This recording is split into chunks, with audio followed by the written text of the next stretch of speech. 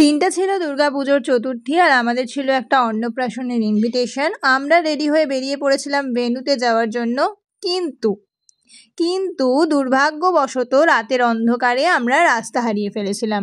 আর রাস্তা হারিয়ে এরকম দুই ধারে ঘন জঙ্গল আর অন্ধকার সরু রাস্তা দিয়ে আমরা ঘুরপাক খেতে থাকছিলাম।